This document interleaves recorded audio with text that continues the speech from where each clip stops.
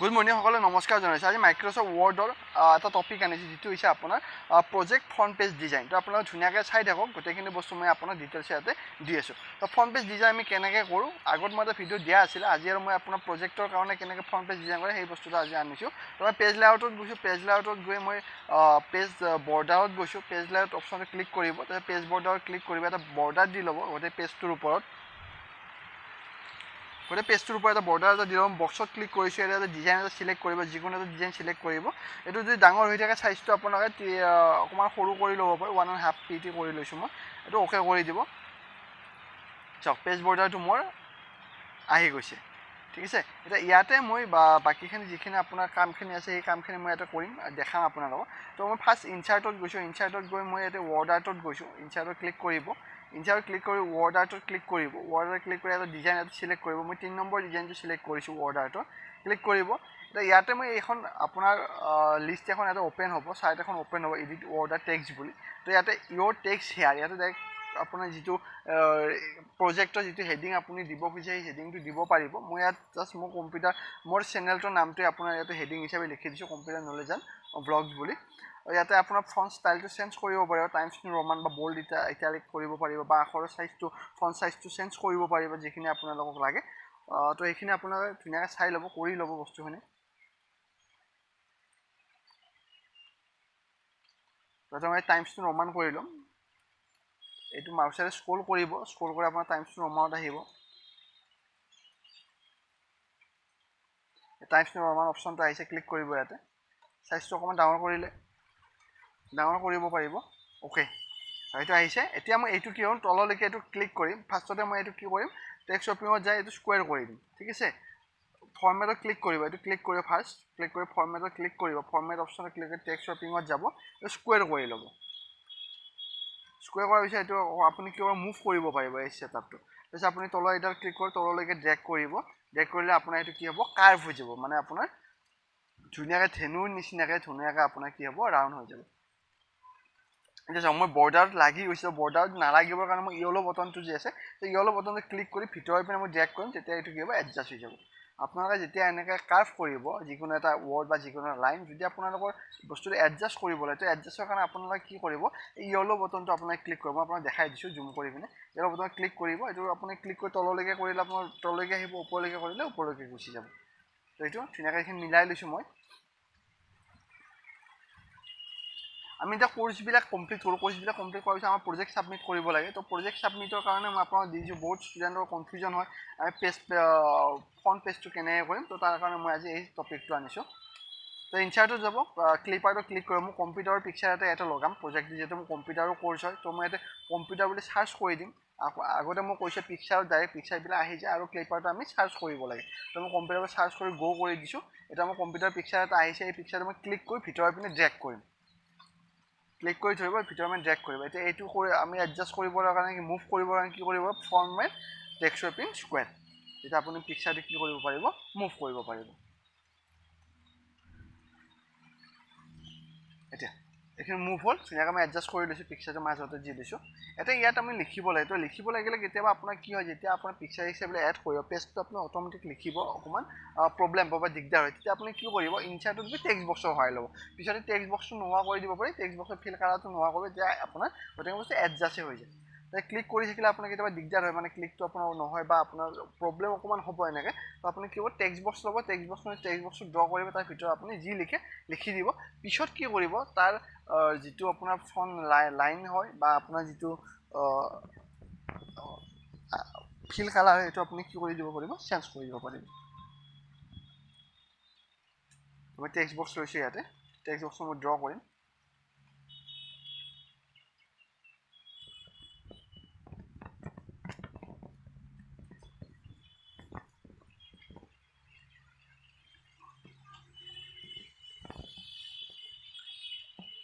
text বক্সটো draw মই এটা লিখিছোঁ নেম, তাৰপিছত আপোনাৰ লিখিব কোৰ্চ,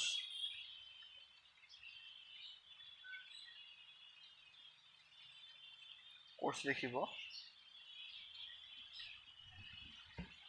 কিছুমান সুধে লাইনবিলাক কেনেকৈ দিয়ে, লাইনবিলাক কেনেকৈ দিয়ে, আপুনি যিটো ফুল ষ্টপ যিটো ডট আছে, ডটটো ক্লিক কৰি ধৰি থাকিব, প্ৰেছ কৰি ধৰি থাকিব, অট'মেটিকলি লাইনত হৈ যাব আৰু যে আপোনাৰ এক্সট্ৰাকৈ লাইন দিয়ে তেতিয়াহ'লে ইনচাৰ্টত গৈ লাইনটো দিব পাৰে ডিউৰেশ্যন কৰিলোঁ মানে কিমান ইয়াৰ 6 মান্থৰ নে 1 ইয়াৰৰ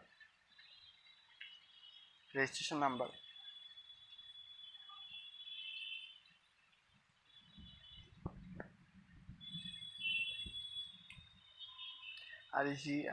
REGISTR ৰেজিষ্ট্ৰেশ্যন নাম্বাৰ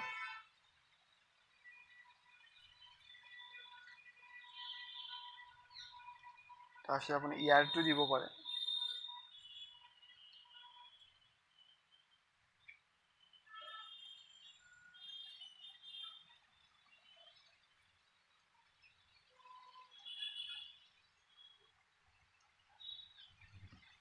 মই চিম্পুলকৈ দেখাই দিছোঁ বস্তুখিনি ইয়াতকৈ আৰু অকণমান কমপ্লিকেট কৰিব পাৰি মানে অকণমান ডিজাইন কৰিব পাৰি কিন্তু প্ৰজেক্টটো ইমান ডিজাইন হ'লেও বেছি ভাল নালাগিব তো সেইকাৰণে মই চিম্পুল কৰি বস্তুখিনি দেখাই দিছোঁ টাইমছটো ৰমান কৰি দিম ফন্ট ষ্টাইলটো সাইজটো ডাঙৰ কৰি দিব অকণমান ডিষ্টেঞ্চ হৈ যাব তো নালাগে 11 থাকিলে হ'ব ফন্ট সাইজটো বোল্ড কৰিলে বোল্ড কৰিব পাৰোঁ নালাগে আৰু উঠাই দিব বোল্ডটো তো 11 কৰি দিছোঁ ফৰ্মেটত যাম চেফ আউটলাইনটো মোক নালাগে নো আউটলাইন কৰি দিছোঁ চব আউটলাইনটো নোহোৱা হৈ গ'ল ঠিক আছে এইটো এনেকৈ আপোনালোকে কৰিব পাৰিব আৰু তলত আপুনি লিখিব ডেট আৰু চিগনেচাৰ এনেকৈ লিখিলে হৈ যাব আৰু ইয়াতকৈ বেছি ডিজাইন নালাগে কাৰণ প্ৰজেক্টত আপোনাৰ বেছি ডিজাইন কৰিলেও বস্তু ভাল নেদেখে ইমান বেছি হয় চব সেইবিলাক অকণমান হেৰিত লাগে মানে সেই ষ্টেণ্ডাৰ্ডটো যিটো কোৰ্চ লৈ মানে ছিষ্টেমটো লৈ ষ্টেণ্ডাৰ্ডটো আহিব লাগে ফ্ৰণ্ট পেজটো যিটো আমি বেটুপাত বুলি কওঁ তো ডেট লিখিলোঁ মই ইয়াতে তাৰপিছত আপোনাৰ লিখিম চিগনেচাৰ আপুনি বেলেগো দিব ডেট প্লেচো দিব পাৰে বা ডাইৰেক্টৰ চিগনেচাৰ বা প্ৰিন্সিপাল চিগনেচাৰ বা যি চিগনেচাৰ দিয়ে আপুনি দিব পাৰে লিখি মই জাষ্ট নৰ্মেল ডেট আৰু চিগনেচাৰ বুলি দি দিছোঁ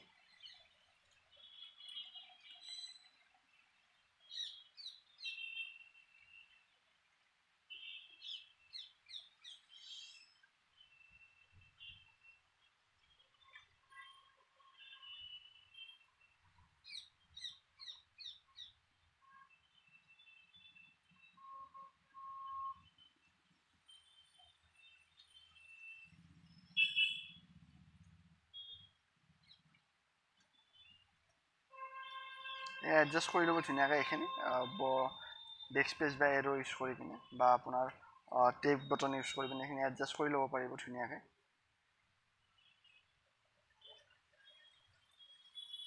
এইখিনি মোৰ হৈ গ'ল এইখিনি আপোনাৰ যিখিনি মেইন হৈছে আপোনাৰ প্ৰজেক্ট যিটো ফ্ৰণ্ট পেজৰ যিখিনি নৰ্মেল ডিজাইনখিনি মই হৈছে মই কালাৰখিনি ইয়াতে দিব লাগিব কালাৰখিনি মই দিব লাগিলে মই কেনেকৈ দিম কালাৰখিনি তো মই ইনচাৰ্টত যাম বা আপোনাৰ ইনচাৰ্টৰ আপুনি ডাইৰেক্ট হেৰিতো যাব পাৰে পেজ লাউটত গৈ পিনে আপোনাৰ পেজ কালাৰ কৰিব পাৰে পেজ কালাৰত গৈ পেজটো এডজাষ্ট কৰি কালাৰটো এডজাষ্ট কৰিলে হৈ যাব মই পেজ কালাৰত গ'লোঁ ইয়াতে আপোনাৰ মোৰ কালাৰত গ'লে ইয়াতে আপোনাৰ কৰিব নোৱাৰিব মোৰ কালাৰত আপোনাৰ কি কৰিব পেজ কালাৰত যে আপোনাৰ কি কৰিব কাষ্টমাইজ কৰিব ইয়াতে আপোনাৰ ফিল ইফেক্ট আৰু 2 কালাৰ মই 2টা কালাৰ লৈছোঁ ইয়াতে এটা কালাৰ মই এইটো কালাৰে লৈছোঁ তলত মই লৈছোঁ আপোনাৰ হোৱাইট ঠিক আছে ইয়াতে কালাৰ এটা মই কৰিছোঁ ৰ'দত যেনেকৈ লাগে আপোনাৰ যিটো এংগুলৰ পৰা আপোনালোকৰ কালাৰটো এনেকৈ আপোনাৰ মিলাই দিব পাৰিব এইটো কৰি চাওঁ তো এইটো ইমান ভাল লগা হোৱা নাই তো আমি কালাৰটো অকণমান ষ্টাইলটো চেঞ্জ কৰি দিওঁ ফিল ইফেক্টত যাব হৰিজেণ্টেল কৰিব এইটো ক্লিক কৰি দিব অ'কে হৈ গ'ল কালাৰ এতিয়া মোৰ এটা কণ্ডিশ্যন আছে যে মই টেক্সট বক্সটো যে আনিছিলোঁ ইয়াতে ফিল কালাৰটো আছে তো ফিল কালাৰটো নোহোৱা কৰিব লাগিব ফৰ্মেটত যাব চেফ ফিল যাব এইটো ন' ফিল কৰি দিব বা এনেকৈ বেলেগ কালাৰ এড কৰি দিব পাৰে যে নালাগিলে আপুনি ন' ফিল কৰি দিব ন' ফিল কৰি দিলে আপোনাৰ কি হ'ব সেই বস্তুটো টেক্সট বক্সৰ শ্বেপটো আপোনাৰ ধুনীয়াকৈ এডজাষ্ট হৈ যাব ন' ফিল চাওক কি হ'ল সেই পেজটোৰ লগতে মোৰ বস্তু এনেকৈ এডজাষ্ট হৈ গ'ল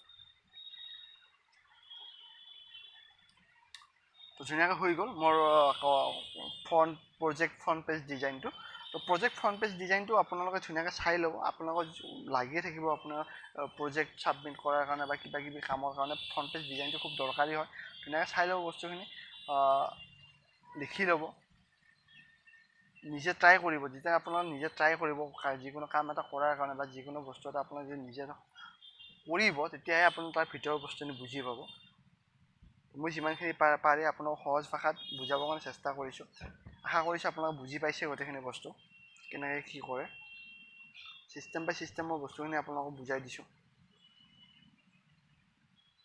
প্ৰিণ্ট কৰিব লাগিলে আপোনাৰ এনেকৈ আহিব এটা আপোনাৰ ব্লেক এণ্ড হোৱাইটত দেখাব কিন্তু আপোনাৰ এইটো যদি কালাৰ প্ৰিণ্টাৰ হয় কালাৰ প্ৰিণ্টাৰ হ'লে এইটো কি হ'ব আপোনাৰ কালাৰ প্ৰিণ্টত আহি যাব মই কোনো প্ৰিণ্টাৰৰ কানেকশ্যন নাই কাৰণে ইয়াতে মই ব্লেক এণ্ড হোৱাইটত দেখাইছে লাগে ক্লজ প্ৰিণ্ট কৰি দিব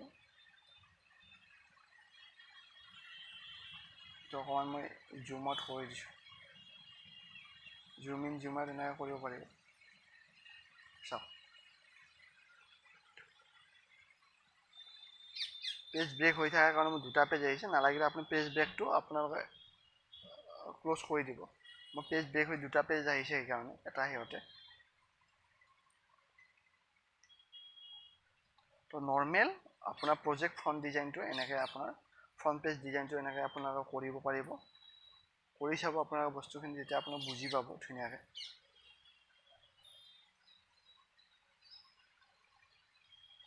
যেতিয়া বস্তুবিলাক নিজে নিজে খুচৰি চাব তেতিয়াহে তাৰ ভিতৰৰ বস্তুবিলাক আপোনালোকে পুৰা কনফিডেণ্টলি বুজি পাব সেইকাৰণে বস্তুবিলাক আপোনাক চাব নিজে কৰি পিনি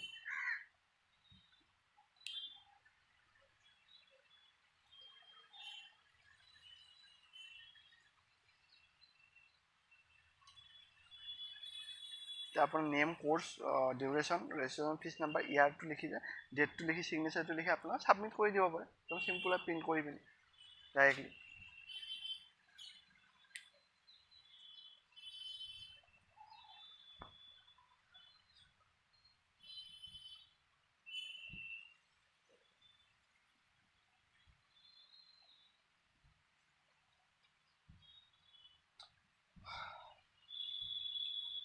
এইটো আছিলে আপোনাৰ প্ৰজেক্ট ফ্ৰণ্ট পেজ ডিজাইন আশা কৰিছোঁ এই ভিডিঅ'টো আপোনালোকক যথেষ্ট সহায় কৰিব ফ্ৰণ্ট পেজ ডিজাইনৰ ক্ষেত্ৰত বা আপোনালোকে যিকোনো এটা লাইন আপোনাৰ কাৰ্ভ কৰাৰ ক্ষেত্ৰত তো আজি ভিডিঅ'টো ইমানেই আছিলে যদি আপোনালোকৰ ভিডিঅ' ভাল লাগিছে লাইক কৰিব শ্বেয়াৰ কৰিব যিবোৰ চেনেলটো নতুন হয় আপোনাৰ ছাবস্ক্ৰাইব কৰিব আমাক উৎসাহ দিব ধন্যবাদ জয় অসম